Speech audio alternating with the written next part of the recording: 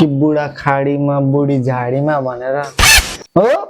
त्यसो ल के बचेको खा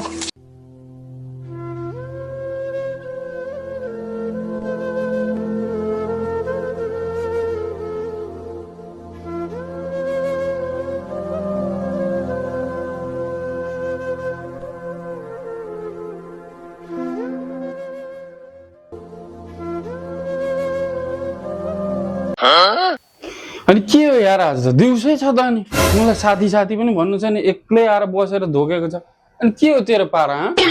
ए तपु आइस आइज बस के गर्नु यार यस्तै छ होइन ए केटा के हो गम्भीर छस् त अनि आज त एक्लै बसेको छस् दिएको छस् साथी साथी छैन के हो के हुनु र यार केही पनि भएको छैन नि हल्का टेन्सन मात्रै भएर हो नि यार अनि के को टेन्सन हो तँलाई अब के भन्नु साला 27 वर्ष पुगिसक्यो 1 रुपैयाँ जोगाउन सकेको छुइनँ अनि के भयो त तँलाई पनि थाहा छ त यार घरमा बुढी छ चल्ला चल्ली छ तिनीहरूलाई यति पनि राम्रो जिन्दगी दिन सकेको छैन यति पनि यार यति बिजोग लाग्छ नि सोचेर हे मुला बिस्तारै भइहाल्छ नि आत्तेर हुन्छ होइन यार अस्ति मेन पावरको दाइलाई भनेको थिएँ फर्म भरिदिनु भनेर हो र यार अनि फोन गर्नु भएको हुन्थ्यो होइन भिसा आयो भनेर अब भोलिको फ्लाइट छ हेर्न के गर्ने यार ओहो अनि गजबको खबर सुनाइस् त तैँले केटा अनि यस्तो खुसीको बेलामा पनि अनि के उदास भएर बसेको त गर्ने यार होइन नि यार विदेश त जाने नै हो तर दसैँको मुखमा घर परिवारलाई छोडेर जानलाई यस्तो मन खल्लो लागिरहेछ नि यार ठ्याट मुला अब बल्ल बल्ल भिजा लागेको छ अनि भिजा लागेको बेलामा पनि तनाव लिएर बसेर हुन्छ त अब जाने पो तयारी गर्नु पर्यो त अनि तँलाई त थाहा नै छ नि यार त्यत्रो सामाजिक सञ्जालमा देख्दिनस्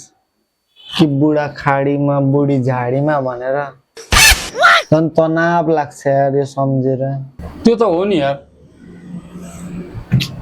त्यही पनि डर लाग्दो रहेछ ठ्याट मुलाई डराएर हुन्छ त म छँदैछु नि यहाँ तेरो लागि त्यो त हो नि यार तँ त छस् नि त्यही पनि नडराम भन्दाखेरि कता कताबाट डर लागिहाल्छ हे मुला अब नडरा अब जा मस्त आरामले काम गर पैसा कमा घर परिवारलाई हेर अब राम्रो हुन्छ क्या त छस् र पो त मन अलिकति शान्त छ त तँ पनि जाने भइस यार मलाई छोडेर यार म फेरि एक्लै हुने भयो नि यार त मलाई सम्झाउने भएर आफै रुन्छे जम्मा साथी भनेको तँ एउटा त थिस् नि यार तँ पनि जाने भइस बाहिर अब म फेरि यहाँ एक्लै हुने भइन त नरु मलाई ओइ सुन न त विदेश गएपछि कि पैसा चाहिँ मलाई पनि पठाइदे ल के भन्छ अनि म यहाँ एक्लै दारू खान आउँदा मसँग कहाँ पैसा हुन्छ त कमसेकम विदेश गएको छ साथी विदेश गएको छ भनेर आएर टक्क यहाँ बियर खान त पाइयो नि त हो त्यसो ल यही बचेको खा